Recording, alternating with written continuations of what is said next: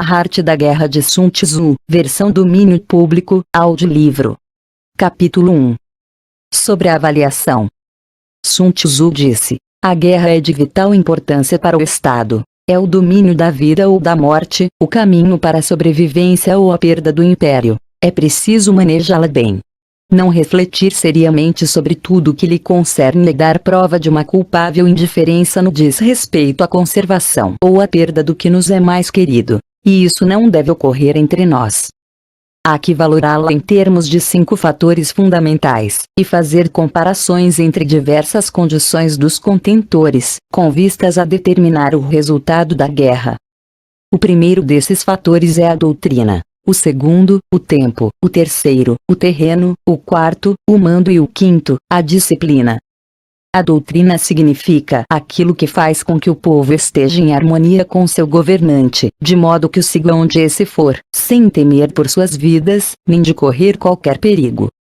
O tempo significa o yin e o yang, a noite e o dia, o frio e o calor, dias ensolarados ou chuvosos e a mudança das estações. O terreno implica as distâncias, e faz referência a onde é fácil ou difícil deslocar-se, se é em campo aberto ou lugares estreitos, e isto influencia as possibilidades de sobrevivência. O mando há de ter como qualidades: sabedoria, sinceridade, benevolência, coragem e disciplina. Por último, a disciplina há de ser compreendida como a organização do exército, as graduações e classes entre os oficiais, a regulação das rotas de mantimentos, e a provisão de material militar ao exército. Estes 5 fatores fundamentais hão de ser conhecidos por cada general. Aquele que os domina, vence. Aquele que não, sai derrotado. Portanto, ao traçar os planos, há de comparar os seguintes 7 fatores, valorando cada um com o maior cuidado. Qual dirigente é mais sábio e capaz? Que comandante possui o maior talento? Que exército obtém vantagens da natureza e terreno? Em que exército se observam melhor as regulações e as instruções? Quais as tropas mais fortes? Que exército tem oficiais e tropas melhor treinadas? Que exército administra recompensas e castigos de forma mais justa? Mediante o estudo desses 7 fatores, serás capaz de adivinhar qual dos 2 grupos sairá vitorioso e qual será derrotado. O general que siga meu conselho, é certo que vencerá. Esse general há de ser mantido na liderança. Aquele que ignorar meus conselhos, certamente será derrotado. E deve ser destituído. Além de prestar atenção a meus conselhos e planos, o general deve criar uma situação que contribua com seu cumprimento. Por situação quero dizer que deve levar em consideração a situação do campo, e atuar de acordo com o que lhe for vantajoso. A arte da guerra se baseia no engano. Portanto, quando és capaz de atacar, deves aparentar incapacidade. Quando as tropas se movem, aparentar inatividade. Se estás perto do inimigo, deves fazê-lo crer que estás longe. Se longe, aparentar que se está perto. Colocar iscas para atrair ao inimigo. Golpear o inimigo quando está desordenado. Preparar-se contra ele quando está seguro em todas partes. Evitá-lo durante um tempo quando é mais forte. Se teu oponente tem um temperamento colérico, tente irritá-lo. Se é arrogante, trata de fomentar seu egoísmo. Se as tropas inimigas se acham bem preparadas já após uma reorganização, tenta desordená-las. Se estão unidas, semeia dissensão entre suas filas. Ataca o inimigo quando não está preparado, e aparece quando não te espera. Estas são as chaves da vitória pela estratégia. Agora, se as estimações realizadas antes da batalha indicam vitória, é porque os cálculos cuidadosamente realizados mostram que tuas condições são mais favoráveis que as condições do inimigo. Se indicam derrota, é porque mostram que as condições favoráveis para a batalha são menores. Com uma avaliação cuidadosa, podes vencer. Sem ela, não pode. Menos oportunidades de vitória terá aquele que não realiza cálculos em absoluto. Graças a este método, se pode examinar a situação, e o resultado aparece claramente. Capítulo 2. Sobre o princípio das ações. Uma vez começada a batalha, ainda que estejas ganhando, se continuar por muito tempo, desanimará tuas tropas e embotará tua espada. Se estás sitiando uma cidade, esgotarás tuas forças. Se mantens teu exército durante muito tempo em campanha, teus mantimentos se esgotarão. As armas são instrumentos de má sorte. Empregá-las por muito tempo produzirá calamidades. Como se tem dito, os que a ferro matam, a ferro morrem. Quando tuas tropas estão desanimadas, tua espada embotada, esgotadas estão tuas forças e teus mantimentos são escassos, até os teus se aproveitarão de tua debilidade para sublevar-se. Então, ainda que tenhas conselheiros sábios, ao final não poderás fazer que as coisas saiam bem. Por causa disso, tem-se ouvido falar de operações militares que são torpes e repentinas, porém nunca se viu nenhum especialista na arte da guerra que mantivesse a campanha por muito tempo. Nunca é benéfico para um país deixar que uma operação militar se prolongue por muito tempo. Como se diz comumente, seja rápido como o trovão que retumba antes de que tenhas podido tapar os ouvidos, veloz como o relâmpago que brilha antes de haver podido piscar. Portanto, os que não são totalmente conscientes da desvantagem de servir-se das armas não podem ser totalmente conscientes das vantagens de utilizá-las. Os que utilizam os meios militares com perícia não ativam suas tropas 2 vezes, nem proporcionam alimentos em 3 ocasiões, com o mesmo objetivo. Isto quer dizer que não se deve mobilizar ao povo mais de uma vez por campanha, e que imediatamente depois de alcançar a vitória não se deve regressar ao próprio país para fazer uma segunda mobilização. A princípio isto significa proporcionar alimentos para as próprias tropas, porém depois se tiram os alimentos ao inimigo. Se ao invés de tomar os mantimentos e armas de teu próprio país, retirares do teu inimigo, estarás bem abastecido de armas e provisões. Quando um país empobrece por causa das operações militares, isso se deve ao transporte de provisões de um lugar distante. Se as transportas desde um lugar distante, o povo empobrecerá. Os que habitam próximo de onde está o exército podem vender suas colheitas a preços elevados, porém se acaba deste modo o bem-estar da maioria da população. Quando se transportam as provisões muito longe, ocorre ruína por causa do alto custo. Nos mercados próximos ao exército, os preços das mercadorias aumentam. Portanto, as longas campanhas militares constituem uma ferida para o país. Quando se esgotam os recursos, os impostos se arrecadam sob pressão. Quando o poder e os recursos se tenham esgotado, arruína-se o próprio país. O povo é privado de grande parte de seus produtos, enquanto os gastos do governo para armamento se elevam. Os habitantes constituem base de um país, os alimentos são a felicidade do povo. O príncipe deve respeitar este fato e ser sóbrio e austero em seus gastos públicos. Em consequência, um general inteligente luta por desprover o inimigo de seus alimentos. Cada porção de alimentos tomados ao inimigo equivale a 20 que te forneces a ti mesmo. Assim, pois, o que arrasa o inimigo é a imprudência e a motivação dos teus em fazer desaparecer os benefícios dos adversários. Quando recompensas teus homens com os benefícios que ostentavam os adversários, eles lutarão com iniciativa própria, e assim poderás tomar o poder e a influência que tinha o inimigo. É por isto que se diz que onde há grandes recompensas há homens valentes. Por conseguinte, em batalha de carros, recompensa primeiro o que tomar ao menos 10 carros. Se recompensas a todo mundo, não haverá suficiente para todos. Assim, pois, oferece uma recompensa a um soldado para animar a todos os demais. Troca suas cores, dos soldados inimigos feitos prisioneiros, utilize-os misturados aos teus. Trata bem os soldados e presta-lhes atenção. Os soldados prisioneiros devem ser bem tratados, para conseguir que no futuro lutem para ti. A isto se chama vencer o adversário e incrementar por acréscimo em tuas próprias forças. Se utilizas o inimigo para derrotar o inimigo, serás poderoso em qualquer lugar aonde fores. Assim, pois, o mais importante em uma operação militar é a vitória e não a persistência. Esta última não é benéfica. Um exército é como o fogo, se não o apagas, se consumirá por si mesmo. Portanto, sabemos que o que está à cabeça do exército está a cargo das vidas dos habitantes e da segurança da nação. Sobre as proposições da vitória e a derrota. Como regra geral, é melhor conservar um inimigo intacto que destruí-lo. Captura seus soldados para conquistá-los e domina seus chefes. Um general dizia: pratica as artes marciais, calcula a força de teus adversários, faz que percam seu ânimo e direção, de maneira que ainda estando intacto o exército inimigo, fique imprestável. Isto é ganhar sem violência. Se destruires o exército inimigo e matares seus generais, assaltas suas defesas disparando, reunes uma multidão e usurpas um território, tudo isto é ganhar pela força.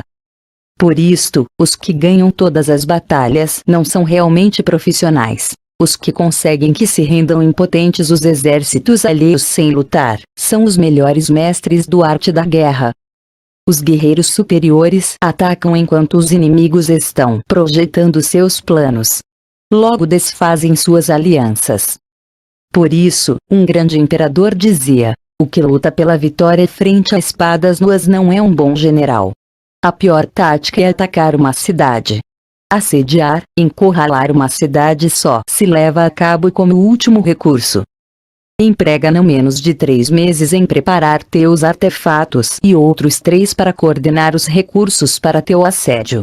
Nunca se deve atacar por cólera e com pressa. É aconselhável tomar-se tempo na planificação e coordenação do plano. Portanto, um verdadeiro mestre das artes marciais vence outras forças inimigas sem batalha, conquista outras cidades sem assediá-las e destrói outros exércitos sem empregar muito tempo. Um mestre experiente nas artes marciais desfaz os planos dos inimigos, estropia suas relações e alianças, corta os mantimentos ou bloqueia seu caminho, vencendo mediante estas táticas sem necessidade de lutar. É imprescindível lutar contra todas as fações inimigas para obter uma vitória completa, de maneira que seu exército não fique aquartelado e o benefício seja total. Esta é a lei do assédio estratégico. A vitória completa se produz quando o exército não luta, a cidade não é assediada, a destruição não se prolonga durante muito tempo, e em cada caso o inimigo é vencido pelo emprego da estratégia. Assim, pois, a regra da utilização da força é a seguinte: se tuas forças são 10 vezes superiores às do adversário, cerca-o. Se são 5 vezes superiores, ataque-o. Se são 2 vezes superiores, divide-o. Se tuas forças são iguais em número, luta se te é possível. Se tuas forças são inferiores, mantenha-te continuamente em guarda, pois a menor falha te acarretaria as piores consequências. Trata de manter-te ao abrigo e evita o quanto possível um enfrentamento aberto com ele. A prudência e a firmeza de um pequeno número de pessoas podem chegar a cansar e a dominar inclusive numerosos exércitos. Este conselho se aplica nos casos em que todos os fatores são equivalentes. Se tuas forças estão em ordem enquanto que as do inimigo estão imersas no caos, se tu e tuas forças estão com ânimo e eles desmoralizados, então, mesmo que sejam mais numerosos, podes entrar em batalha. Se teus soldados, tuas forças, tua estratégia e teu valor são menores que as de teu adversário, então deves retirar-te e buscar uma saída. Em consequência, se o bando menor é obstinado, cai prisioneiro do bando maior. Isto quer dizer que se um pequeno exército não faz uma valoração adequada de seu poder e se atreve a se tornar inimigo de uma grande potência, por muito que sua defesa seja firme, inevitavelmente se converterá em conquistado. Se não podes ser forte, porém tampouco sabes ser débil, serás derrotado. Os generais são servidores do povo. Quando seu serviço é completo, o povo é forte. Quando seu serviço é defeituoso, o povo é débil. Assim, pois, existem 3 maneiras pelas quais um príncipe leva o exército ao desastre. Quando um príncipe, ignorando as ações, ordena avançar a seus exércitos ou retirar-se quando não devem fazê-lo, a isto se chama imobilizar o exército. Quando um príncipe ignora os assuntos militares, porém compartilha em pé de igualdade o mando do exército, os soldados acabam confusos. Quando o príncipe ignora como levar a cabo as manobras militares, porém compartilha por igual sua direção, os soldados estão vacilantes. Uma vez que os exércitos estão confusos e vacilantes, iniciam os problemas procedentes dos adversários. A isto se chama perder a vitória por transtornar o aspecto militar. Se tentas utilizar os métodos de um governo civil para dirigir uma operação militar, a operação será confusa. Triunfam aqueles que sabem quando lutar e quando não. Sabem discernir quando utilizar muitas ou poucas tropas. Possuem tropas cujas categorias superiores e inferiores têm o mesmo objetivo. Enfrentam com preparativos os inimigos desprevenidos. Têm generais competentes e não limitados por seus governos civis. Estas 5 são as maneiras de conhecer o futuro vencedor. Falar que o príncipe seja o que dá as ordens em tudo é como o general solicitar permissão ao príncipe para poder apagar um fogo. Quando for autorizado, já não restam senão cinzas. Se conheces os demais e te conheces a ti mesmo, nem sem batalhas correrás perigo. Se não conheces os demais, porém te conheces a ti mesmo, perderás uma batalha e ganharás outra. Se não conheces aos demais nem te conheces a ti mesmo, correrás perigo em cada batalha. Capítulo 3. Sobre a medida na disposição dos meios. Antigamente, os guerreiros especialistas se faziam a si mesmos invencíveis em primeiro lugar, e depois aguardavam para descobrir a vulnerabilidade de seus adversários. Fazer-te invencível significa conhecer-te a ti mesmo. Aguardar para descobrir a vulnerabilidade do adversário significa conhecer os demais. A invencibilidade está em ti mesmo, a vulnerabilidade no adversário. Por isto, os guerreiros especialistas podem ser invencíveis, porém não podem fazer que seus adversários sejam vulneráveis. Se os adversários não têm ordem de batalha sobre o que informar-se, nem negligências ou falhas das quais aproveitar-se, como podes vencê-los ainda que estejam bem providos? Por isto é pelo que se disse que a vitória pode ser percebida, porém não fabricada. A invencibilidade é uma questão de defesa, a vulnerabilidade, uma questão de ataque. Enquanto não tenhas observado vulnerabilidades na ordem de batalha dos adversários, oculta tua própria formação de ataque, e prepara-te para ser invencível, com a finalidade de preservar-te. Quando os adversários têm ordens de batalha vulneráveis, é o momento de sair e atacá-los. A defesa é para tempos de escassez, o ataque para tempos de abundância. Os especialistas em defesa se escondem nas profundezas da terra. Os especialistas em manobras de ataque se escondem nas mais elevadas alturas do céu. Desta maneira podem proteger-se e lograr a vitória total. Em situações de defesa, cales as vozes e elimine os cheiros, escondidos como fantasmas e espíritos sob terra, invisíveis para todo mundo. Em situações de ataque, vosso movimento é rápido e vosso grito fulgurante, veloz como o trovão e o relâmpago, para que teus adversários não possam se preparar, mesmo que venham do céu.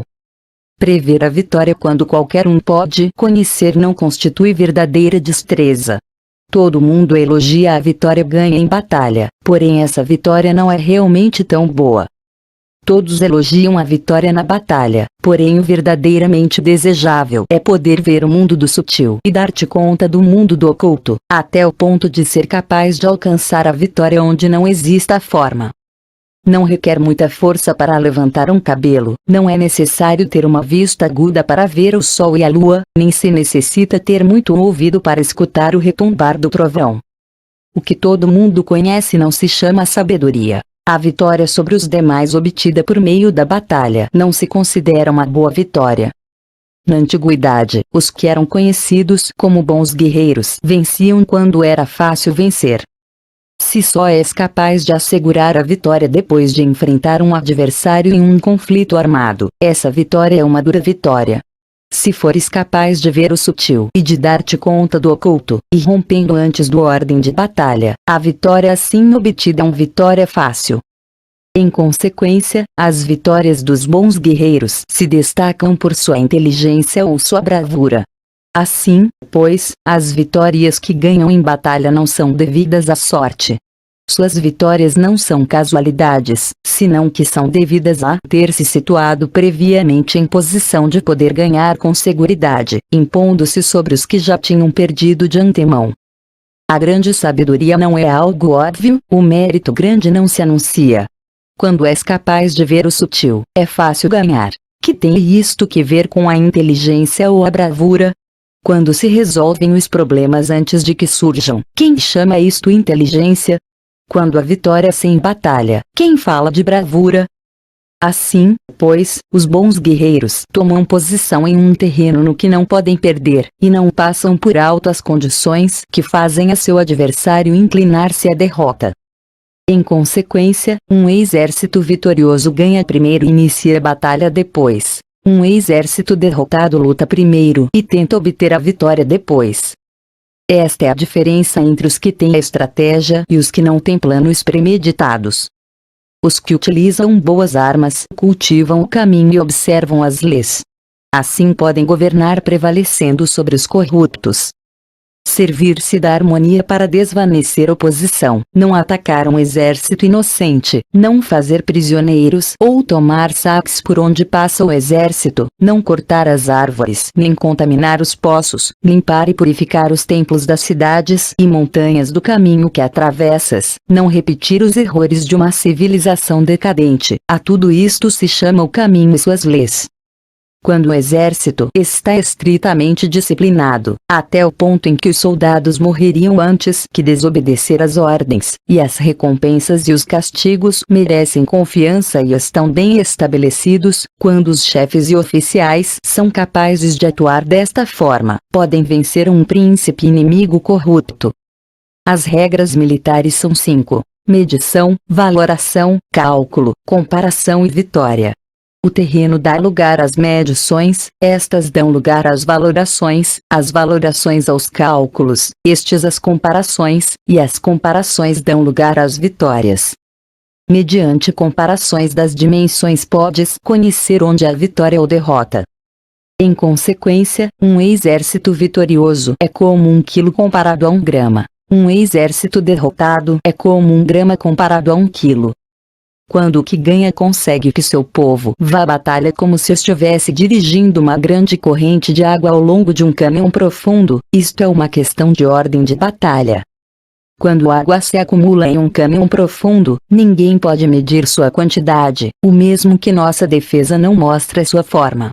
Quando se solta a água, se precipita para baixo como um torrente, de maneira tão irresistível como o nosso próprio ataque. Capítulo 4. Sobre a firmeza. A força é a energia acumulada ou a que se percebe. Isto é muito mutável. Os especialistas são capazes de vencer o inimigo criando uma percepção favorável neles, assim obter a vitória sem necessidade de exercer sua força. Governar sobre muitas pessoas como se fossem poucas é uma questão de dividi-las em grupos ou setores. É organização. Batalhar contra um grande número de tropas como se fossem poucas é uma questão de demonstrar força, símbolos e sinais. Refere-se a conseguir uma percepção de força e poder na oposição. No campo de batalha se refere às formações e bandeiras utilizadas para organizar as tropas e coordenar seus movimentos. Conseguir que o exército seja capaz de combater contra o adversário sem ser derrotado é uma questão de empregar métodos ortodoxos ou heterodoxos. A ortodoxia e a heterodoxia não são elementos fixos, senão que se utilizam como um ciclo. Um imperador que foi um famoso guerreiro e administrador, falava de manipular as percepções dos adversários sobre o que é ortodoxo e heterodoxo, e depois atacar inesperadamente, combinando ambos métodos até convertê-lo em um, tornando-se quase assim indefinível para o inimigo. Que o efeito das forças seja como o de pedras arrojadas sobre ovos, é uma questão de cheio e vazio. Quando induzes os adversários a atacar-te em teu território, sua força sempre está vazia, em desvantagem. Enquanto que não competes no que são melhores, tua força sempre estará cheias. Atacar com o vazio contra o cheio é como arrojar pedras sobre ovos, de certeza se quebram. Quando se inicia uma batalha de maneira direta, a vitória se ganha por surpresa. O ataque direto é ortodoxo. O ataque indireto é heterodoxo. Só há duas classes de ataques na batalha: o extraordinário por surpresa e o direto ordinário, porém suas variantes são inumeráveis. O ortodoxo e o heterodoxo se originam reciprocamente, como um círculo sem começo nem fim. Quem poderia esgotá-los? Quando a velocidade do água que flui alcança o ponto em que pode mover as pedras, esta é a força direta. Quando a velocidade e manobrabilidade do falcão é tal que pode atacar e matar, isto é precisão. O mesmo ocorre com os guerreiros especialistas. Sua força é rápida, sua precisão certeira. Sua força é como disparar uma catapulta, sua precisão é dar no objetivo previsto e causar o efeito esperado. A desordem chega da ordem, a covardia surge do valor, a debilidade brota da força. Se queres fingir desordem para convencer a teus adversários e distraí-los, primeiro tens que organizar o ordem, porque só então podes criar um desordem artificial. Se queres fingir covardia para conhecer a estratégia dos adversários, primeiro tens que ser extremadamente valente, porque só então podes atuar como tímido de maneira artificial. Se queres fingir debilidade para induzir arrogância em teus inimigos, primeiro deves ser extremadamente forte, porque só então podes pretender ser débil. A ordem e a desordem são uma questão de organização. A covardia é uma questão valentia e de ímpeto. A força e a debilidade são uma questão da formação na batalha. Quando um exército tem a força do ímpeto, percepção, inclusive o tímido se torna valente; quando perde a força do ímpeto, inclusive o valente se converte em tímido. Nada está fixado nas leis da guerra. Estas se desenvolvem sobre a base do ímpeto. Com astúcia se pode antecipar e conseguir que os adversários se convençam a si mesmos como proceder e mover-se. Ajuda-os a caminhar pelo caminho que lhes traça. Faz mover-se os inimigos com a perspectiva do triunfo, para que caiam na emboscada. Os bons guerreiros buscam a efetividade na batalha a partir da força do ímpeto, percepção, e não dependem só da força de seus soldados. São capazes de escolher a melhor gente, empregá-los adequadamente e deixar que a força do ímpeto logre seus objetivos. Quando há entusiasmo, convicção, ordem, organização, recursos, compromisso dos soldados, tens a força do ímpeto, e o tímido é valoroso. Assim é possível determinar os soldados por suas capacidades, habilidades e encomendar-lhes deveres e responsabilidades adequadas. O valente pode lutar, o cuidadoso pode fazer sentinela, e o inteligente pode estudar, analisar e comunicar. Cada qual é útil. Fazer que os soldados lutem permitindo que a força do ímpeto faça seu trabalho é como fazer rodar rocas. As rocas permanecem imóveis quando estão em um lugar plano, porém giram em um plano inclinado. Ficam fixas quando são quadradas, porém giram se são redondas. Portanto, quando se conduz os homens à batalha com astúcia, o impulso é como rocas redondas que se precipitam montanha abaixo. Esta é a força que produz a vitória. Capítulo 5. Sobre o cheio e o vazio. Os que antecipam, se preparam e chegam primeiro ao campo de batalha e esperam ao adversário estão em posição descansada. Os que chegam por último ao campo de batalha, os que improvisam e iniciam luta acabam esgotados. Os bons guerreiros fazem com que os adversários venham a eles, e de nenhum modo se deixam atrair fora de sua fortaleza. Se fazes com que os adversários venham a ti para combater, tua força estará sempre vazia. Se não sais a combater, tua força estará sempre cheia. Esta é a arte de esvaziar os demais e de encher-te a ti mesmo. O que impulsiona os adversários a vir até a ti por própria decisão é a perspectiva de ganhar. O que desanima os adversários de ir até a ti é a probabilidade de sofrer danos. Quando os adversários estão em posição favorável, deves cansá-los. Quando estão bem alimentados, cortar os mantimentos. Quando estão descansando, fazer que se ponham em movimento. Ataca inesperadamente, fazendo que os adversários se esgotem correndo para salvar suas vidas. Interrompe suas provisões, arrasa seus campos e corta suas vias de aprovisionamento. Aparece em lugares críticos e ataca donde menos se o esperem, fazendo que tenham que acudir ao resgate. Aparece onde não possam ir, dirige-te até onde menos esperem. Para deslocar-te centenas de quilômetros sem cansaço, atravessa terras despovoadas. Atacar um espaço aberto não significa só um espaço em que o inimigo não tem defesa. Enquanto sua defesa não seja estrita, o lugar não esteja bem guardado, os inimigos se dispersarão ante ti, como se estivesses atravessando um território despovoado. Para tomar infalivelmente o que atacas, ataca donde não há defesa. Para manter uma defesa infalivelmente segura, defende onde não há ataque. Assim, no caso dos que são especialistas em ataque, seus inimigos não sabem por onde atacar.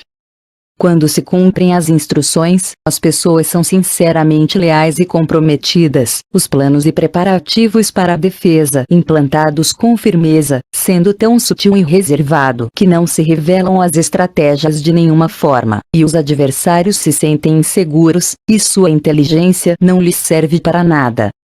Ser extremadamente sutil, discreto, até o ponto de não ter forma. Ser completamente misterioso e confidencial, até o ponto de ser silencioso. De esta maneira poderás dirigir o destino de teus adversários.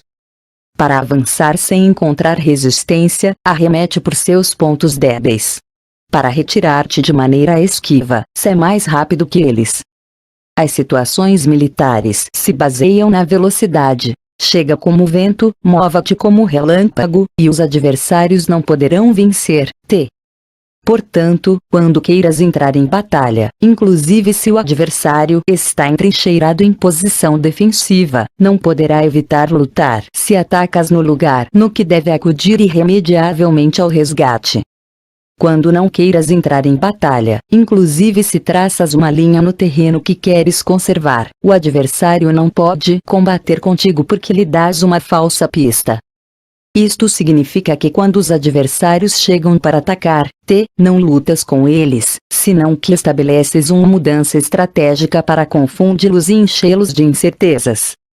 Por conseguinte, quando induzes outros a efetuar uma formação, enquanto tu mesmo permaneces sem forma, estás concentrado, enquanto que teu adversário está dividido. Faz que os adversários vejam como extraordinário o que é ordinário para ti. Faz que vejam como ordinário o que é extraordinário para ti. Isto é induzir o inimigo a efetuar uma formação. Uma vez vista a formação do adversário, concentras tuas tropas contra ele. Como tua formação não está à vista, o adversário dividirá seguramente suas forças. Quando estás concentrado formando uma só força, enquanto o inimigo está dividido em 10, estás atacando uma concentração de 1 contra 10, assim tuas forças superam as suas. Se podes atacar uns poucos soldados com muitos, desanimarás o número de teus adversários. Quando estás fortemente entrincheirado, estás forte atrás de boas barricadas, e não deixas filtrar nenhuma informação sobre tuas forças, sai fora sem informação precisa, ataca e conquista de maneira irrestrita. Não devem conhecer onde pensas liberar a batalha, porque quando não se conhece, o inimigo destaca muitos postos de vigilância, e no momento que se estabelecem numerosos postos só tens que combater contra pequenas unidades. Assim, pois, quando sua vanguarda está preparada, sua retaguarda é defeituosa, e quando sua retaguarda está preparada, sua vanguarda apresenta pontos débeis. As preparações de sua ala direita significarão carência em sua ala esquerda. As preparações por todas partes significará ser vulnerável por todas partes. Isto significa que quando as tropas estão de guarda em muitos lugares, estão forçosamente espalhadas em pequenas unidades. Quando se dispõe de poucos soldados, se está na defensiva contra o adversário que dispõe de muitos, faz que o inimigo tenha que defender-se. Quantas mais defesas induzes a adotar a teu inimigo, mais debilitado ficará. Assim, se conheces o lugar e a data da batalha, podes acudir a ela mesmo que estejas a 1000 quilômetros de distância. Se não conheces o lugar e a data da batalha, então teu flanco esquerdo não pode salvar ao direito, tua vanguarda não pode salvar a tua retaguarda, e tua retaguarda não pode salvar a tua vanguarda, nem mesmo em um território de umas poucas dezenas de quilômetros. Se tens muitas mais tropas que os demais, como pode ajudar-te este fator para obter a vitória? Se não conheces o lugar e a data da batalha, mesmo que tuas tropas sejam mais numerosas que as deles, como podes saber se vais ganhar ou perder? Assim, pois, se disse que a vitória pode ser criada. Se fazes que os adversários não saibam o lugar e a data da batalha, sempre podes vencer. Inclusive se os inimigos são numerosos, pode fazer-se que não entrem em combate. Portanto, faz tua valoração sobre eles para averiguar seus planos, e determinar que estratégia pode ter êxito e qual não. Incita-os à ação para descobrir qual é o esquema geral de seus movimentos e descansa. Faz algo por ou contra eles para ter sua atenção, de maneira que possas atraí-los a descobrir seus hábitos de comportamento de ataque e de defesa. Induza-os a adotar formações específicas, para conhecer seus pontos fracos. Isto significa utilizar muitos métodos para confundir e perturbar o inimigo com o objetivo de observar suas formas de resposta para ti. Depois de tê-las observado, age em consequência, de maneira que podes saber que classe de situações significam vida e quais significam morte. Teste-os para averiguar seus pontos fortes e seus pontos débeis. Portanto, o ponto final da formação de um exército é chegar à não forma. Quando não tens forma, os informadores não podem descobrir nada, já que a informação não pode criar uma estratégia. Uma vez que não tens forma perceptível, não deixas pegadas que possam ser seguidas, os informadores não encontram nenhuma fresta por onde olhar e os que estão a cargo da planificação não podem estabelecer nenhum plano realizável. A vitória sobre multidões mediante formações precisas deve ser desconhecida das multidões. Todo mundo conhece a forma que resultou em vencedor, porém ninguém conhece a forma que assegurou a vitória. Em consequência, a vitória na guerra não é repetitiva, senão que adapta sua forma continuamente. Determinar as mudanças apropriadas significa não repetir as estratégias prévias para obter a vitória. Para consegui-la, posso adaptar-me desde o princípio a qualquer formação que os adversários possam adotar. As formações são como água. A natureza da água é evitar o alto e ir para baixo. A natureza dos exércitos é evitar o cheio e atacar o vazio. O fluxo do água está determinado pela terra. A vitória vem determinada pelo adversário. Assim, pois, um exército não tem formação constante, o mesmo que o água não tem forma constante. Se chama gênio a capacidade de obter a vitória cambiando e adaptando-se segundo o inimigo. Capítulo 6. Sobre o enfrentamento direto e indireto.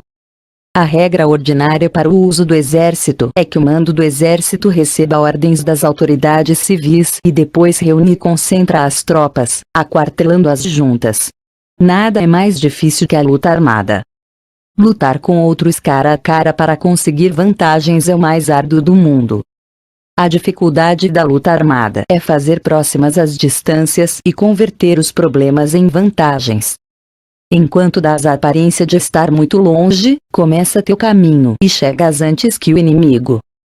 Portanto, fazes que sua rota seja larga, atraindo-o com a esperança de ganhar. Quando empreendes a marcha depois que os outros e chegas antes que eles, conheces a estratégia de fazer que as distâncias sejam próximas. Sirva-te de uma unidade especial para enganar ao inimigo atraindo a uma falsa persecução, fazendo-o crer que o grosso de tuas forças está muito longe. Então, lanças uma força de ataque surpresa que chega antes, ainda que tenhas começado o caminho depois. Por conseguinte, a luta armada pode ser proveitosa e pode ser perigosa. Para o especialista é proveitosa, para o inexperiente, perigosa. Mobilizar todo o exército para o combate para obter alguma vantagem tomaria muito tempo, porém combater por uma vantagem com um exército incompleto teria como resultado uma falta de recursos. Se te mobilizas rapidamente sem parar dia e noite, recorrendo o duplo da distância habitual, e se lutas por obter alguma vantagem a milhares de quilômetros, teus chefes militares serão feitos prisioneiros. Os soldados que sejam fortes chegarão ali primeiro, os mais cansados chegarão depois, como regra geral, só o conseguirá um de cada 10. Quando a rota é larga, as tropas se cansam. Se gastaram sua força na mobilização, chegam esgotadas, enquanto que seus adversários estão frescos. Assim, pois, é seguro que serão atacadas. Combater por uma vantagem a 50 km de distância frustrará os planos do mando, e, como regra geral, só a metade dos soldados o farão. Se combates para obter uma vantagem a 30 km de distância, só 2 de cada 3 soldados os recorrerão. Assim, pois, um exército perece se não está equipado, se não tem provisões ou se não tem dinheiro. Estas 3 coisas são necessárias. Não podes combater para ganhar com um exército não equipado, ou sem provisões, o que o dinheiro facilita. Portanto, se ignoras os planos de teus rivais, não podes fazer alianças precisas. A menos que conheças as montanhas e os bosques, os desfiladeiros e os espaços, e a condição dos pântanos, não podes manobrar com uma força armada. A menos que utilizes guias locais, não podes aproveitar-te das vantagens do terreno. Só quando conheces cada detalhe da condição do terreno podes manobrar e guerrear. Por conseguinte, uma força militar se usa segundo a estratégia prevista, se mobiliza mediante a esperança de recompensa, e se adapta mediante a divisão e a combinação. Uma força militar se estabelece mediante a estratégia no sentido de que distraias ao inimigo para que não possa conhecer qual é tua situação real e não possa impor sua supremacia. Se mobiliza mediante a esperança de recompensa, no sentido de que entra em ação quando vê a possibilidade de obter uma vantagem. Dividir e tornar a fazer combinações de tropas se fazes para confundir ao adversário, observar como reage frente a ti. De esta maneira podes adaptar-te para obter a vitória. Por isto, quando uma força militar se move com rapidez é como o vento, quando vai lentamente é como o bosque. É voraz como o fogo e imóvel como as montanhas. É rápida como o vento no sentido que chega sem avisar e desaparece como o relâmpago. É como um bosque porque tem uma ordem. É voraz como o fogo que devasta uma planície sem deixar para trás sequer um ramo de erva. É imóvel como uma montanha quando se aquartela. É tão difícil de conhecer como a escuridão. Seu movimento é como um trovão que retumba. Para ocupar um lugar, divide as tuas tropas. Para expandir teu território, divide benefícios.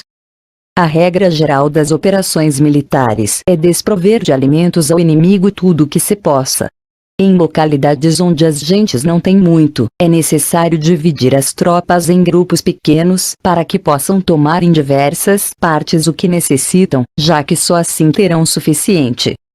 Quanto a dividir o saque, significa que é necessário reparti-lo entre as tropas para guardar o que foi conquistado, não deixando que o inimigo recupere. Age depois de ter feito estimativas. Ganha o que conhece primeiro à medida do que está longe e o que está próximo. Esta é a regra geral da luta armada.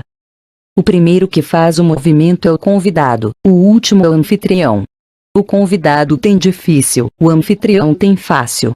Perto e longe significam deslocamento. O cansaço, a fome e frio surgem do deslocamento.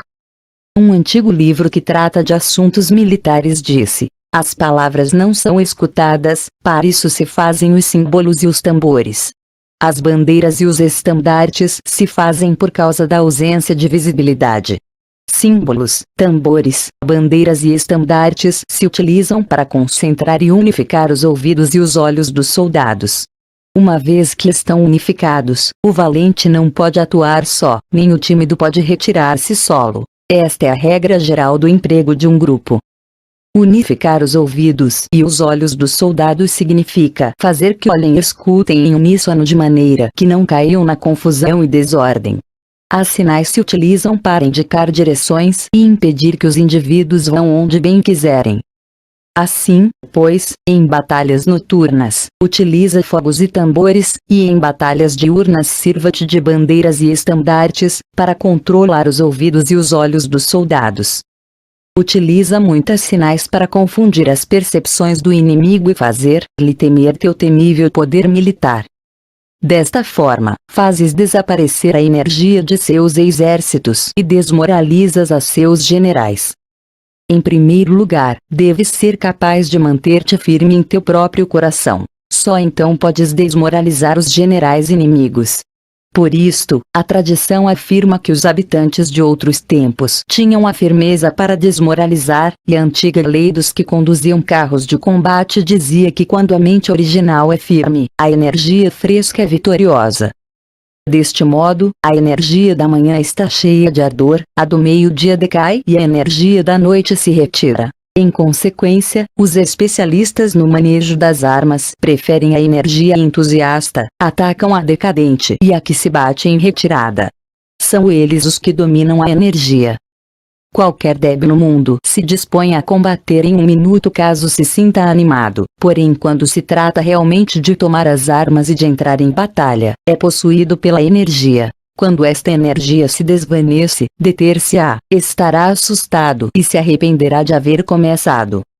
Utilizar a ordem para enfrentar a desordem, utilizar a calma para enfrentar-se com os que se agitam, isto é dominar o coração. A menos que teu coração esteja totalmente aberto e tua mente em ordem, não podes esperar ser capaz de adaptar-te a responder sem limites, a manejar os acontecimentos de maneira infalível, a enfrentar dificuldades graves, inesperadas sem te perturbar, dirigindo cada coisa sem confusão. Dominar a força é esperar os que vêm de longe, aguardar com toda a comodidade os que se tenham fatigado, e com o estômago saciado os famintos. Isto é o que se quer dizer quando se fala em atrair a outros até onde estás, ao tempo que evitas ser induzido a ir até onde eles estejam. Evitar a confrontação contra formações de combate bem ordenadas e não atacar grandes batalhões constitui o domínio da adaptação. Portanto, a regra geral das operações militares é não enfrentar uma grande montanha nem opor-se ao inimigo de costas a esta. Isto significa que se os adversários estão em um terreno elevado, não deves atacar-lhes costa acima, e que quando efetuam uma carga costa abaixo, não deves fazer-lhes frente. Não persigas os inimigos quando finjam uma retirada, nem ataques tropas experientes. Se os adversários fogem de repente antes de esgotar sua energia, seguramente há emboscadas esperando para atacar tuas tropas. Neste caso, deves reter a teus oficiais para que não se lancem em sua perseguição. Não consumas a comida de seus soldados. Se o inimigo abandona de repente suas provisões, estas devem ser provadas antes de ser comidas, porque podem estar envenenadas. Não detenhas nenhum exército que esteja em caminho a seu país. Sob estas circunstâncias, um adversário lutará até a morte. Há que deixar-lhe uma saída a um exército cercado. Mostra-lhes uma maneira de salvar a vida para que não estejam dispostos a lutar até a morte, e assim poderás aproveitar para atacar-lhes. Não pressiones um inimigo desesperado. Um animal esgotado seguirá lutando, pois essa é a lei da natureza. Estas são as leis das operações militares. Capítulo 7. Sobre as 9 mudanças. No geral, as operações militares estão sob ordens do governante civil para dirigir ao exército. O general não deve erguer seu acampamento em terreno difícil. Deixa que se estabeleçam relações diplomáticas nas fronteiras. Não permaneças em um território árido nem isolado. Quando te achas em terreno fechado, prepara alguma estratégia e mova-te. Quando te achares em terreno mortal, luta. Terreno fechado significa que existem lugares escarpados que te rodeiam por todas partes, de maneira que o inimigo tem mobilidade, que pode chegar e ir-se com liberdade, porém a ti é difícil sair e voltar. Cada rota deve ser estudada para que seja melhor. Há rotas que não deves usar, exércitos que não devem de ser atacados, cidades que não devem ser sitiadas, terrenos sobre os que não se deve combater, e ordens de governantes civis que não devem ser obedecidas. Em consequência, os generais que conhecem as variáveis possíveis para aproveitar-se do terreno sabem como manejar as forças armadas. Se os generais não sabem como adaptar-se de maneira vantajosa, mesmo que conheçam a condição do terreno, não podem aproveitar-se dele. Se estão ao mando de exércitos, porém ignoram as artes da total adaptabilidade, mesmo que conheçam o objetivo a lograr, não podem fazer que os soldados lutem por ele. Se és capaz de ajustar a campanha de modo que mude conforme o ímpeto das forças, então a vantagem não muda, e os únicos que são prejudicados são os inimigos. Por esta razão, não existe uma estrutura permanente. Se podes compreender totalmente este princípio, podes fazer que os soldados atuem na melhor forma possível.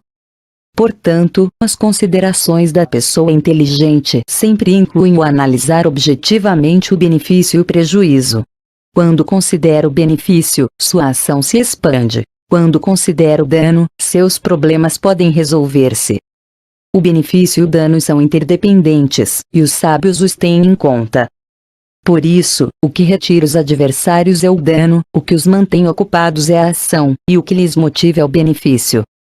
Cansa os inimigos mantendo-os ocupados e não deixando-lhes respirar. Porém, antes lográ-lo, tens que realizar previamente tu própria labor. Esse trabalho consiste em desenvolver um exército forte, um povo próspero, uma sociedade harmoniosa e uma maneira ordenada de viver. Assim, pois, a norma geral das operações militares consiste em não contar com que o inimigo não acuda, senão confiar em ter os meios de enfrentá-lo. Não contar com que o adversário não ataque, senão confiar em possuir o que não pode ser atacado. Se podes recordar sempre o perigo quando estás a salvo e o caos em tempos de ordem, permanece atento ao perigo e ao caos enquanto não tenham todavia forma, e evita-os antes de que se apresentem. Esta é a melhor estratégia de todas. Por isto, existem 5 riscos que são perigosos nos generais. Os que estão dispostos a morrer, podem perder a vida. Os que querem preservar a vida, podem ser feitos prisioneiros. Os que são dados a apaixonamentos irracionais, podem ser ridicularizados. Os que são muito puritanos, podem ser desonrados. Os que são compassivos, podem ser perturbados. Se te apresentas em um lugar que com toda segurança os inimigos se precipitarão a defender, as pessoas compassivas se apressarão invariavelmente a resgatar seus habitantes, causando a si mesmas problemas e cansaço. Estes são 5 riscos que constituem defeitos nos generais e que são desastrosos para as operações militares. Os bons generais são diferentes. Comprometem-se até a morte, porém não se aferram à esperança de sobreviver. Atuam de acordo com os acontecimentos, em forma racional e realista, sem deixar-se levar por as emoções nem estar sujeitos a ficar confusos. Quando vem uma boa oportunidade, são como tigres, em caso contrário cerram suas portas. Sua ação e sua não ação são questões de estratégia, e não podem ser agradados nem aborrecidos. Capítulo 8. Sobre a distribuição dos meios. As manobras militares são o resultado dos planos e estratégias na maneira mais vantajosa para ganhar. Determinam a mobilidade e eficiência das tropas. Se vais colocar teu exército em posição de observar ao inimigo, atravessa rápido as montanhas e vigia-os de um vale. Considera o efeito da luz e mantenha-te na posição mais elevada do vale. Quando combatares numa montanha, ataca de cima para baixo, e não o contrário. Combate estando costa abaixo e nunca costa acima. Evita que a água divida tuas forças, afasta-te das condições desfavoráveis o quanto antes. Não enfrentes os inimigos dentro da água. É conveniente deixar que passem a metade de suas tropas e nesse momento dividi-las e atacá-las. Não te situes rio abaixo. Não caminhes contra da corrente, nem contra o vento. Se acampas na ribeira de um rio, teus exércitos podem ser surpreendidos de noite, empurrados para se afogar, ou se lhes pode colocar veneno na corrente. Tuas barcas não devem ser amarradas corrente abaixo, para impedir que o inimigo aproveite a corrente, lançando seus barcos contra ti. Se atravessa pântanos, faça-o rapidamente. Se te encontras frente a um exército em meio de um pântano, permanece próximo de suas plantas aquáticas ou respaldado pelas árvores. Em uma planície, toma posições que sejam fáceis de manobrar, mantendo as elevações do terreno atrás e à tua direita, estando as partes mais baixas diante e as mais altas atrás. Geralmente, um exército prefere um terreno elevado e evita um terreno baixo, aprecia a luz e detesta a escuridão. Os terrenos elevados são estimulantes, e portanto, a gente se acha a gosto em eles. Ademais são convenientes para adquirir a força do ímpeto. Os terrenos baixos são úmidos, o qual provoca enfermidades e dificulta o combate. Cuida da saúde física de teus soldados com os melhores recursos disponíveis. Quando não existe a enfermidade em um exército, se disse que este é invencível. Onde haja montículos e terraplanos, situa-te em seu lado ensolarado, mantendo-os sempre à tua direita e atrás. Colocar-se na melhor parte do terreno é vantajoso para uma força militar. A vantagem em uma operação militar consiste na aproveitar-se de todos os fatores benéficos do terreno. Quando chove, rio acima a corrente traz consigo a espuma. Se queres cruzá-lo, espera que acalme. Sempre que um terreno apresente barrancos infranqueáveis, lugares fechados, armadilhas, riscos, grutas e prisões naturais, deves abandoná-lo rapidamente e não te aproximes dele. No que me concerne, sempre me mantenho distante destes acidentes do terreno, de maneira que os adversários estejam mais perto que eu deles. Dou a face a estes acidentes, de maneira que fiquem às costas do inimigo. Então estás em situação vantajosa, e ele tem condições desfavoráveis. Quando um exército se está deslocando, se atravessa territórios montanhosos com muitas correntes de água e poços, ou pântanos cobertos de juncos, ou bosques virgens cheios de árvores e vegetação, é imprescindível esquadrinhá-los totalmente e com cuidado, já que estes lugares ajudam nas emboscadas e aos espiões. É essencial descer do cavalo e esquadrinhar o terreno, pois podem existir tropas escondidas para tentar uma emboscada. Também pode ser que haja espiões à espreita observando-te e escutando tuas instruções e movimentos. Quando o inimigo está perto, permanece calmo, queres dizer que se achas em posição forte. Quando está longe, porém tenta provocar hostilidades, queres que avances. Se, ademais, sua posição é acessível, isso queres dizer que lhe é favorável. Se um adversário não conserva a posição que lhe é favorável pelas condições do terreno e se situa em outro lugar conveniente, deve ser porque existe alguma vantagem tática para agir desta maneira. Se as árvores se movem, é que o inimigo se está aproximando. Se há obstáculos entre os brejos, é que tomaste um mau caminho.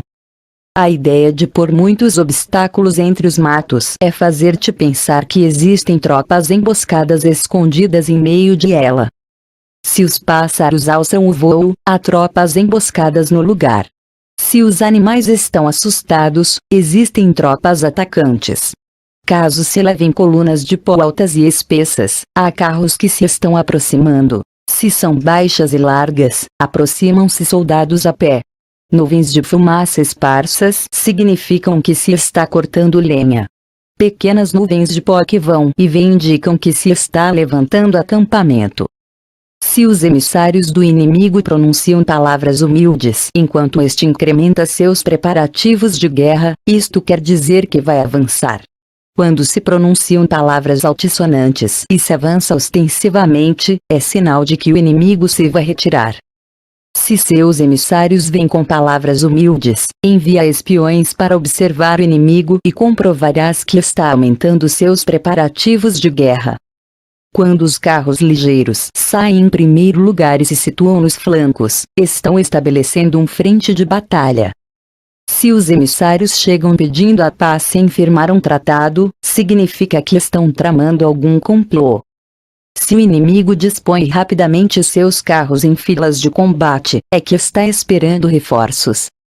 Não se precipitarão para um encontro ordinário se não entendem que lhes será enviada ajuda, ou deve haver uma força que se ache à distância e que é esperada em um determinado momento para unir suas tropas e atacar-te. Convém antecipar, preparar-se imediatamente para esta eventualidade. Se a metade de suas tropas avança e a outra metade retrocede, é que o inimigo pensa atrair-te a uma armadilha. O inimigo está fingindo neste caso confusão e desordem para incitar-te a que avances. Se os soldados inimigos se apoiam uns nos outros, é que estão famintos. Se os aguadores bebem em primeiro lugar, é que as tropas estão sedentas.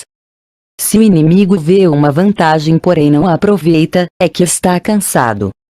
Se os pássaros se reúnem no campo inimigo, é que o lugar está vazio. Se há pássaros sobrevoando uma cidade, o exército fugiu. Se são produzidas chamadas noturnas, é que os soldados inimigos estão atemorizados. Têm medo e estão inquietos, e por isso chamam uns a outros. Se o exército não tem disciplina, isto quer dizer que o general não é levado a sério. Se os estandartes se movem, é que está sumido na confusão.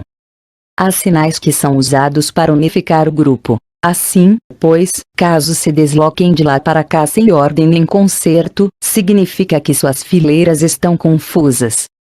Se seus emissários mostram irritação, significa que estão cansados. Se matam seus cavalos para obter carne, é que os soldados carecem de alimentos. Quando não têm marmitas e não voltam a seu acampamento, são inimigos completamente desesperados. Se produzem murmurações, faltas de disciplina e os soldados falam muito entre si, queres dizer que foi perdida a lealdade da tropa.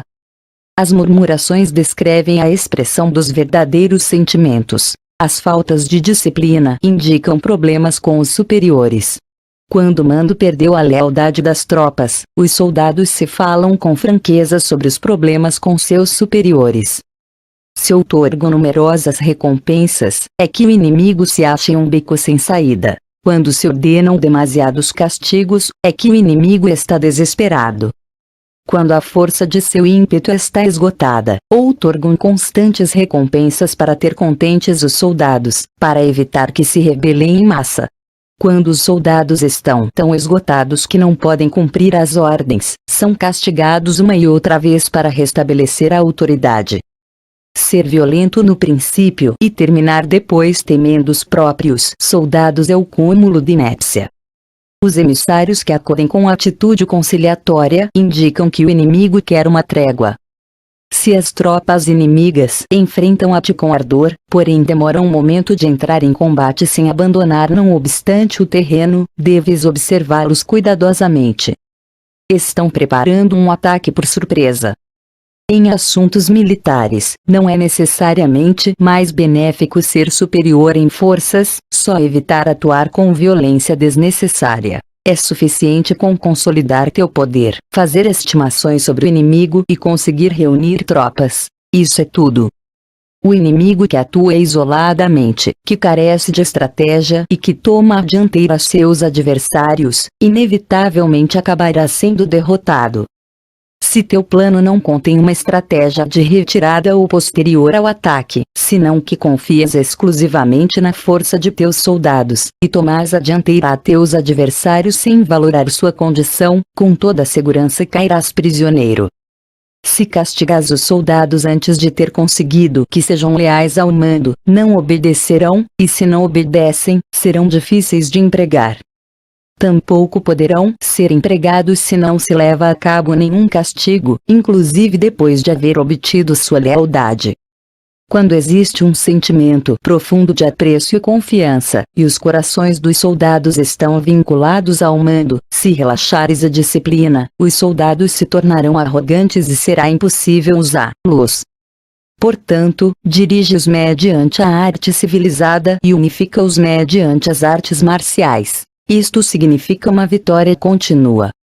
Arte civilizada significa humanidade, e artes marciais significam regulamentos. mandar-lhes com humanidade e benevolência, unificá-los de maneira estrita e firme. Quando a benevolência e a firmeza são evidentes, é possível estar seguro da vitória. Quando as ordens se dão de maneira clara, sensata e consequente, as tropas as aceitam. Quando as ordens são confusas, contraditórias e mudam a toda hora, as tropas não as aceitam ou não as entendem. Quando as ordens são razoáveis, justas, sensatas, claras e consequentes, existe uma satisfação recíproca entre o líder e o grupo. Capítulo 9. Sobre a topologia. Alguns terrenos são fáceis, outros difíceis, alguns neutros, outros estreitos, acidentados ou abertos. Quando o terreno seja acessível, seja o primeiro a estabelecer tua posição, escolhendo as alturas ensolaradas, uma posição que seja adequada para transportar os mantimentos. Assim terás vantagem quando fores à batalha. Quando estiveres em terreno difícil de sair, estás limitado. Neste terreno, se teu inimigo não está preparado, podes vencer se segues adiante, porém se o inimigo está preparado e segues adiante, terás muitas dificuldades para retornar de novo a ele, o que contará contra ti. Quando é um terreno desfavorável para ambos, diz-se que é um terreno neutro. Em um terreno neutro, inclusive se o adversário te oferece uma vantagem, não te aproveites de ela. Retira-te, induzindo a sair a metade das tropas inimigas, e então cai sobre ele aproveitando-te desta condição favorável. Em um terreno estreito, se és o primeiro a chegar, deves ocupá-lo totalmente e esperar o adversário. Se ele chega antes, não o persigas se bloqueiem aos desfiladeiros. Persiga-o só se não os bloqueia. Em terreno acidentado, se és o primeiro a chegar, deves ocupar seus pontos altos e ensolarados e esperar o adversário. Se este já os ocupou antes, retira-te e não o persigas. Em um terreno aberto, a força do ímpeto se encontra igualada, e é difícil provocar-lhe a combater de maneira desvantajosa para ele. Entender estas 6 classes de terreno é a responsabilidade principal do general, e é imprescindível considerá-los. Estas são as configurações do terreno. Os generais que as ignoram saem derrotados. Assim, pois, entre as tropas estão as que fogem, que se retraem, as que se derrubam, as que se rebelam e as que são derrotadas. Nenhuma destas circunstâncias constituem desastres naturais, senão que são devidas aos erros dos generais. As tropas que têm o mesmo ímpeto, porém que atacam em proporção de 1 contra 10, saem derrotadas. Os que têm tropas fortes, porém cujos oficiais são débeis, ficam retraídos. Os que têm soldados débeis ao mando de oficiais fortes, verão em apuros. Quando os oficiais superiores estão encolerizados e são violentos, e enfrentam ao inimigo por sua conta e por despeito, e quando os generais ignoram suas capacidades, o exército desmoronará. Como norma geral, para poder vencer ao inimigo, todo mando militar deve ter uma só intenção e todas as forças militares devem cooperar. Quando os generais são débeis e carecem de autoridade, quando as ordens não são claras, quando oficiais e soldados não têm solidez e as formações são anárquicas, produz-se revolta. Os generais derrotados são aqueles que são incapazes de analisar os adversários, entram em combate com forças superiores em número ou melhor equipadas, e não selecionam as suas tropas segundo seus níveis de preparação. Se emprega soldados sem selecionar os preparados dos não preparados, os arrojados e os timoratos, estás buscando tua própria derrota. Estas são as 6 maneiras de ser derrotado. A compreensão destas situações é a responsabilidade suprema dos generais e devem ser consideradas. A primeira é não equilibrar o número de forças. A segunda, a ausência de um sistema claro de recompensas e castigos. A terceira, a insuficiência de treinamento. A quarta é a paixão irracional. A quinta é a ineficácia da lei de ordem. E a sexta é a falha em não selecionar os soldados fortes e resolutos. A configuração do terreno pode ser um apoio para o exército. Para os chefes militares, o curso da ação adequada é avaliar o adversário para assegurar a vitória e calcular os riscos e as distâncias. Saem vencedores os que lideram batalhas conhecendo estes elementos. saem derrotados os que lutam ignorando-os. Portanto, quando as leis da guerra assinalam uma vitória segura, é claramente apropriado começar batalha, inclusive se o governo tenha dado ordens de não atacar. Se as leis da guerra não indicam uma vitória segura, é adequado não entrar em batalha, mesmo que o governo tenha dado a ordem de atacar. Deste modo se avança sem pretender a glória, se ordena a retirada sem evitar a responsabilidade, com o único propósito de proteger a população e em benefício também do governo. Assim se presta um serviço valioso à nação. Avançar e retirar-se contra das ordens do governo não se faz em interesse pessoal, senão para salvaguardar as vidas da população e no autêntico benefício do governo. Servidores de este talhe são muito úteis para um povo.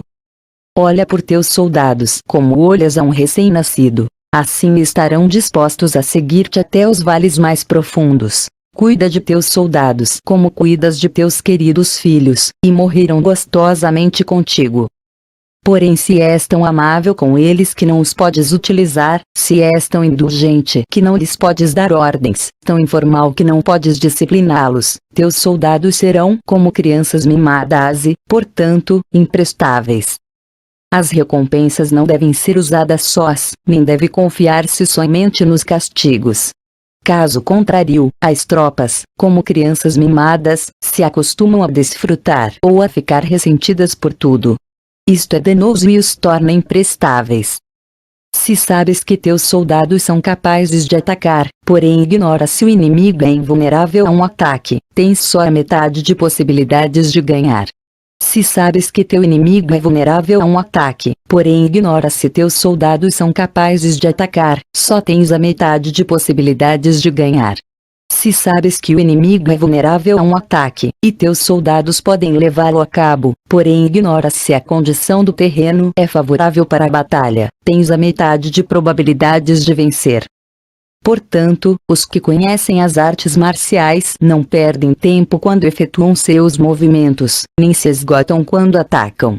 Devido a isto se diz que quando conheces a ti mesmo e conheces os demais, a vitória não é um perigo. Quando conheces o céu e a terra, a vitória é inesgotável. Capítulo 10. Sobre as 9 classes de terreno. Conforme as leis das operações militares, existem 9 classes de terreno. Se lutam entre si em seu próprio território, a este se lhe chama terreno de dispersão. Quando os soldados estão apegados à sua casa e combatem próximo de seu lar, podem ser dispersados com facilidade. Quando penetras em território alheio, porém não o fazes em profundidade, a este se chama território ligeiro. Isto significa que os soldados podem regressar facilmente. O território que pode resultar-te vantajoso se o tomas, e vantajoso ao inimigo se é ele quem o conquista, se chama terreno-chave. Um terreno de luta inevitável é qualquer penetração defensiva ou passo estratégico. Um território igualmente acessível para ti e para os demais se chama terreno de comunicação. O território que está rodeado por 3 territórios rivais e és o primeiro a proporcionar livre acesso a ele a todos se chama terreno de interseção. O terreno de interseção é aquele ao que convergem as principais vias de comunicação unindo-as entre si. Seja o primeiro em ocupá-lo, e os demais terão que por-se a teu lado. Se o obtens, te encontras seguro.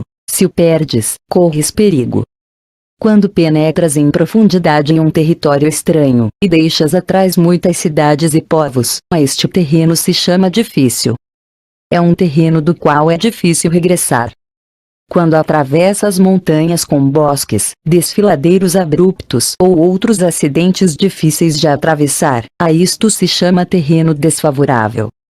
Quando o acesso é estreito e a saída é tortuosa, de maneira que uma pequena unidade inimiga pode atacar-te, mesmo que tuas tropas sejam mais numerosas, este se chama terreno cercado. Se és capaz de uma grande adaptação, podes atravessar este território.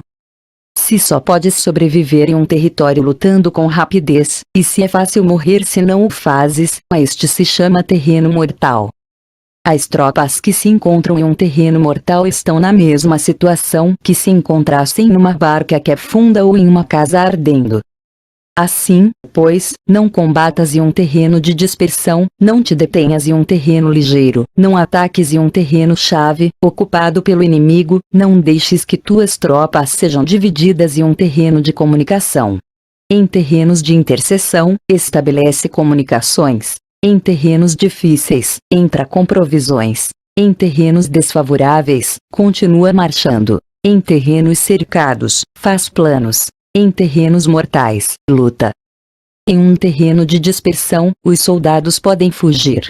Um terreno ligeiro é quando os soldados penetram em território inimigo, todavia não têm as costas cobertas. Por isso, suas mentes não estão realmente concentradas e não estão atentos para a batalha. Não é vantajoso atacar ao inimigo em um terreno-chave. O que é vantajoso é chegar primeiro a ele. Não se deve permitir que fique isolado o terreno de comunicação, para poder servir-se das rotas de mantimentos. Em terrenos de interseção, estarás a salvo se estabeleces alianças. Se as perdes, te encontrarás em perigo. Em terrenos difíceis, entrar com provisões significa reunir todo o necessário para estar ali muito tempo.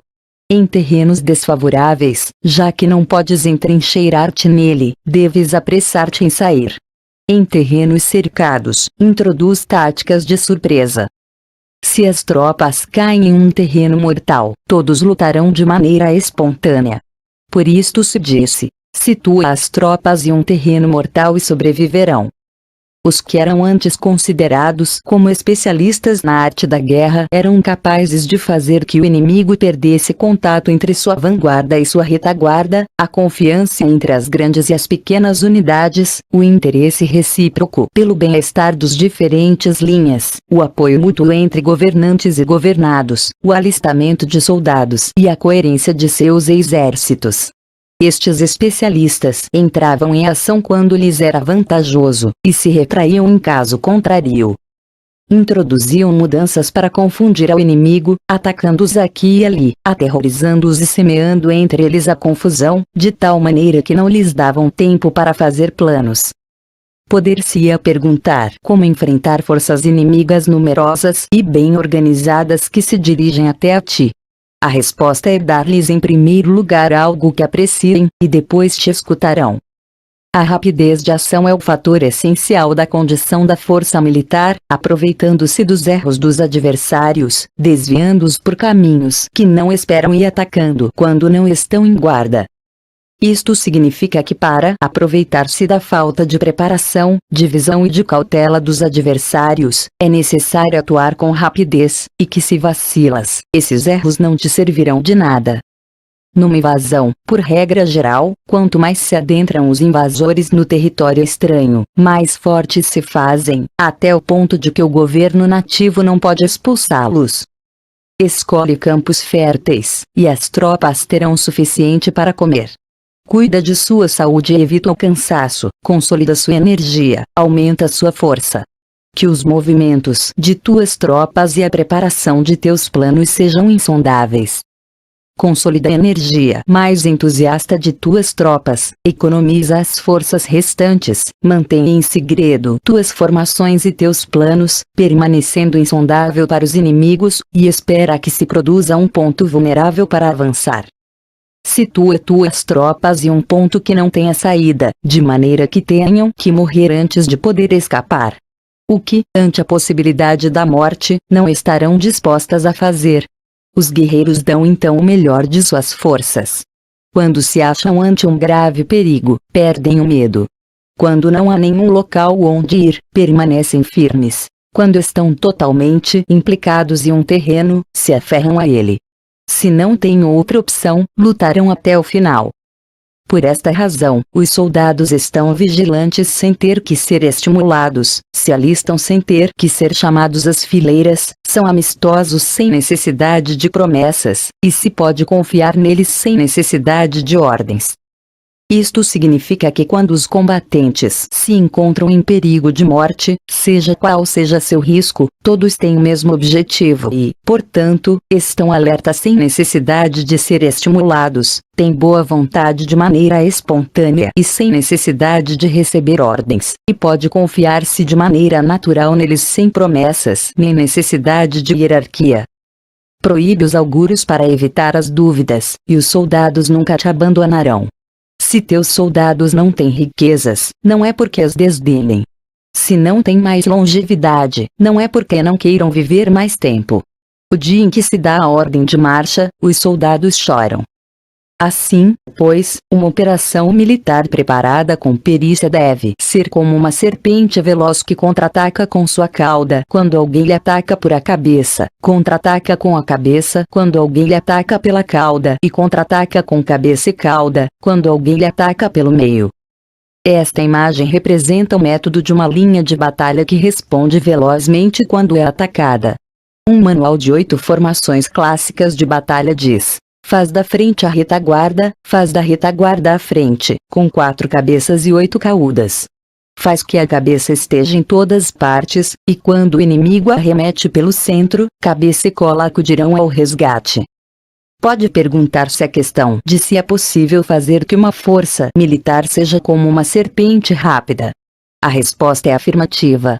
Inclusive as pessoas que se têm antipatia, se encontrarão no mesmo barco, se ajudarão entre si em caso de perigo de zozobrar. É a força da situação que faz que isto suceda. Por isto, não basta depositar a confiança em cavalos atados e rodas fixas. Se atam os cavalos para formar uma linha de combate estável, e se fixam as rodas para fazer que os carros não se possam mover. Porém ainda assim, isto não é suficientemente seguro nem se pode confiar nisso. É necessário permitir que hajam variantes às mudanças que se fazem, pondo os soldados em situações mortais, de maneira que combatam de forma espontânea e se ajudem entre si, cotovelo com cotovelo. Este é o caminho da segurança e da obtenção de uma vitória certa. A melhor organização é fazer que se expresse o valor e mantê-lo constante. Trânsito tanto com tropas débeis como com tropas aguerridas se baseia na configuração das circunstâncias. Se obtens a vantagem do terreno, podes vencer os adversários, inclusive com tropas ligeiras e débeis. Quanto mais te seria possível se tens tropas poderosas e aguerridas. O que faz possível a vitória a ambas classes de tropas é as circunstâncias do terreno. Portanto, os especialistas em operações militares obtêm a cooperação da tropa, de tal maneira que dirigir a um grupo é como dirigir a um só indivíduo que não tem mais que uma só opção. Corresponde ao general ser tranquilo, reservado, justo e metódico. Seus planos são tranquilos e absolutamente secretos para que ninguém possa descobri-los. Seu mando é justo e metódico, assim que ninguém se atreve a tomar sua frente. Pode manter seus soldados sem informação e em completa ignorância de seus planos. Muda suas ações e revisa seus planos, de maneira que ninguém possa reconhecê-los. Muda de lugar e de prazos, e se desloca por caminhos sinuosos, de maneira que ninguém possa antecipá-lo. Podes ganhar quando ninguém pode entender em nenhum momento quais são tuas intenções. Disse um grande homem. O principal engano que se valora nas operações militares não se dirige só aos inimigos, senão que comecem suas próprias tropas, para fazer que lhes sigam sem saber onde vão. Quando um general fixa uma meta às suas tropas, é como que sobe a um lugar elevado e depois retira a escada. Quando um general se adentra muito no interior do território inimigo, está pondo à prova todo o seu potencial. Pode queimar as naves das suas tropas e destruir suas casas. Assim as conduz como um rebanho e todos ignoram até onde se encaminham. Incumbe os generais reunir os exércitos e pô-los em situações perigosas. Também devem examinar as adaptações aos diferentes terrenos, as vantagens de concentrar-se ou dispersar-se, e as pautas dos sentimentos e situações humanas. Quando se fala de vantagens e de desvantagens da concentração e da dispersão, se quer dizer que as pautas dos comportamentos humanos mudam segundo os diferentes tipos de terreno. A norma geral dos invasores é unir-se quando estão no coração do território inimigo, porém tendem a se dispersar quando estão nas orlas fronteiriças. Quando deixas teu território e atravessas a fronteira em uma operação militar, te achas em terreno isolado. Quando é acessível desde todos os pontos, é um terreno de comunicação. Quando te adentras em profundidade, estás em um terreno difícil. Quando penetras pouco, estás em um terreno ligeiro. Quando as tuas costas se acham em espessuras infranqueáveis e diante passagens estreitas, estás em um terreno cercado. Quando não há nenhum local donde ir, se trata de um terreno mortal. Assim, pois, em um terreno de dispersão, unifica as mentes dos soldados. Em terreno ligeiro, as mantém em contato. Em um terreno-chave, apressa-as para tomá-lo. Em um terreno de interseção, presta atenção à defesa. Em um terreno de comunicação, estabeleceria sólidas alianças. Em um terreno difícil, assegura mantimentos continuados. Em terreno desfavorável, apressa tuas tropas a sair rapidamente dele. Em terreno cercado, cerra as entradas. Em terreno mortal, indica a tuas tropas que não existe nenhuma possibilidade de sobreviver. Por isto, a psicologia dos soldados consiste em resistir quando se veem rodeados, lutar quando não se pode evitar, e obedecer em casos extremos. Até que os soldados não se vejam rodeados, não têm a determinação de resistir ao inimigo até alcançar a vitória. Quando estão desesperados, apresentam uma defesa unificada. Por isso, os que ignoram os planos inimigos não podem preparar alianças. Os que ignoram as circunstâncias do terreno não podem fazer manobrar suas forças. Os que não utilizam guias locais não podem aproveitar-se do terreno. Os militares de um governo eficaz devem conhecer todos estes fatores. Quando o exército de um governo eficaz ataque um grande território, o povo não se pode unir. Quando seu poder supera os adversários, é impossível fazer alianças. Se podes averiguar os planos de tuas adversários, aproveita-te do terreno e faz manobrar o inimigo de maneira que se encontre indefeso. Neste caso, nem sequer um grande território pode reunir suficientes tropas para deter-te. Portanto, se não lutas por obter alianças, não aumentas o poder de nenhum país, porém estendes tua influência pessoal ameaçando os adversários, tudo isso faz com que o país e as cidades inimigas sejam vulneráveis. Outorga recompensas que não estejam reguladas e dá ordens incomuns.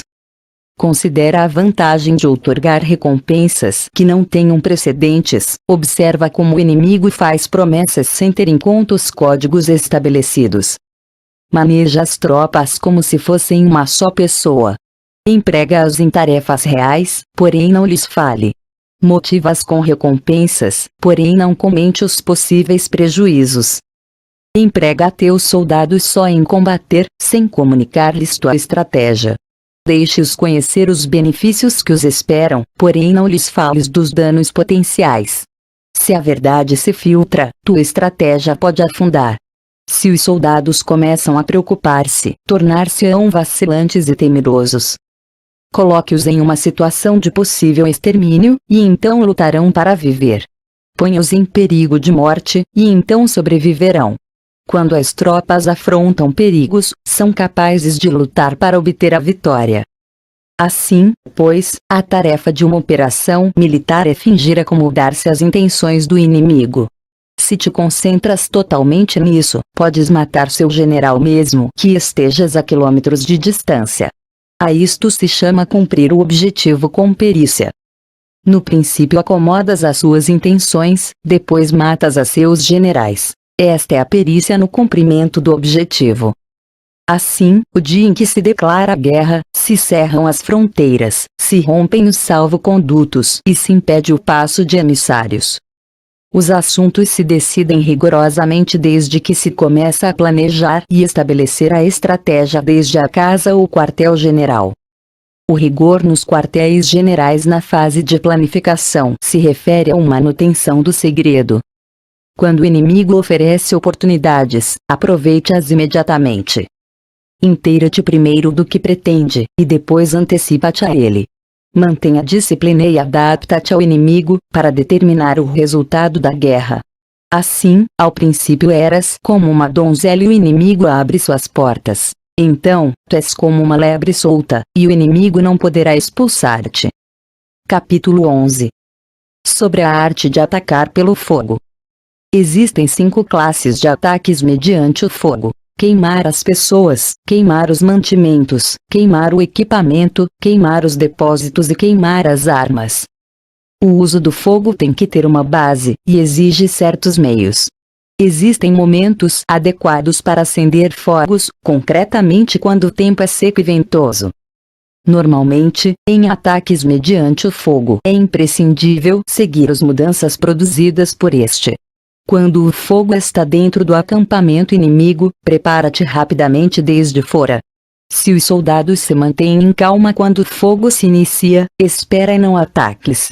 Quando o fogo alcança seu ponto álgido, segue-o, se podes. Se não, espera.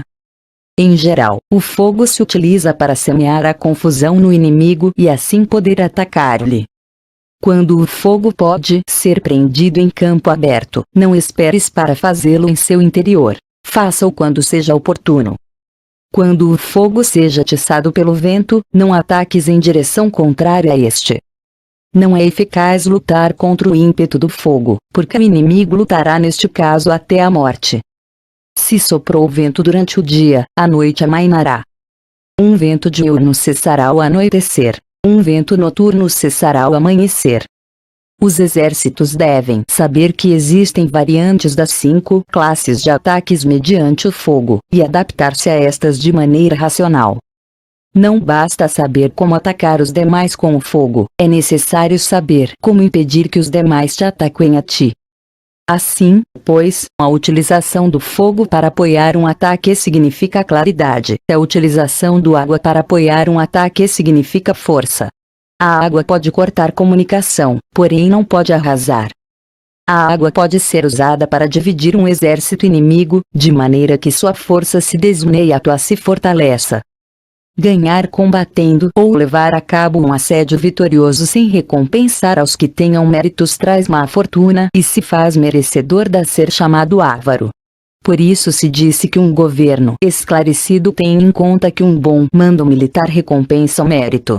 Não mobiliza as suas tropas quando não há vantagens que obter, não atuam quando não há nada que ganhar, nem lutam quando não existe perigo.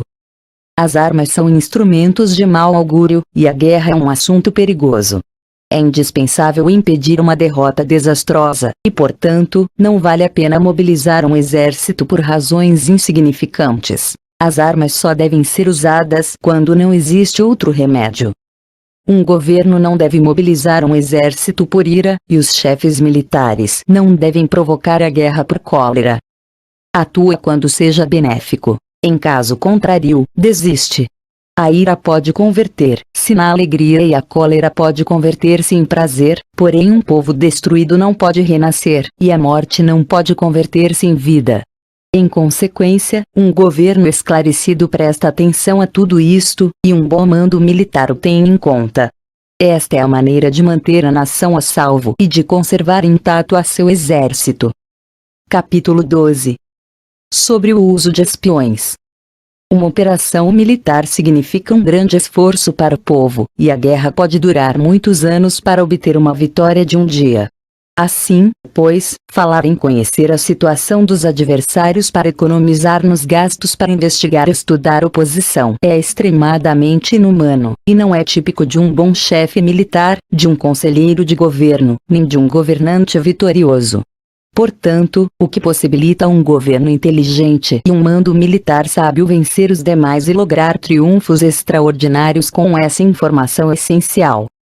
A informação prévia não se pode obter de fantasmas nem espíritos, nem se pode ter por analogia, nem descobrir mediante cálculos. Deve-se obter de pessoas que conheçam a situação do adversário. Existem 5 classes de espiões: o espião nativo, o espião interno, o duplo agente, o espião liquidável, e o espião flutuante. Quando estão ativos todos eles, ninguém conhece suas rotas. A isto se lhe chama gênio organizativo, e se aplica ao governante. Os espiões nativos contratam entre os habitantes de uma localidade. Espiões internos se contratam entre os funcionários inimigos. Os agentes duplos se contratam entre os espiões inimigos. Os espiões liquidáveis transmitem falsos dados aos espiões inimigos. Os espiões flutuantes voltam para trazer seus informes. Entre os funcionários do regime inimigo, se acham aqueles com os quais se pode estabelecer contato e os que se pode subornar para averiguar a situação de seu país e descobrir qualquer plano que se trame contra ti, também podem ser utilizados para criar desavenças e desarmonia.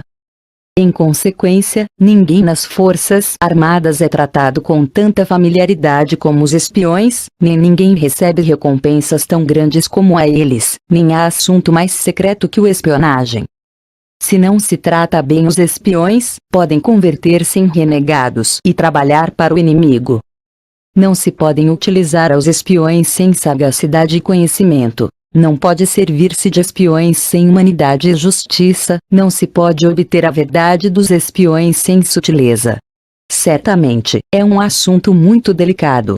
Os espiões são úteis em todas partes. Cada assunto requer um conhecimento prévio. Se algum assunto de espionagem é divulgado antes de que o espião seja informado, este ou que o divulgou devem ser eliminados.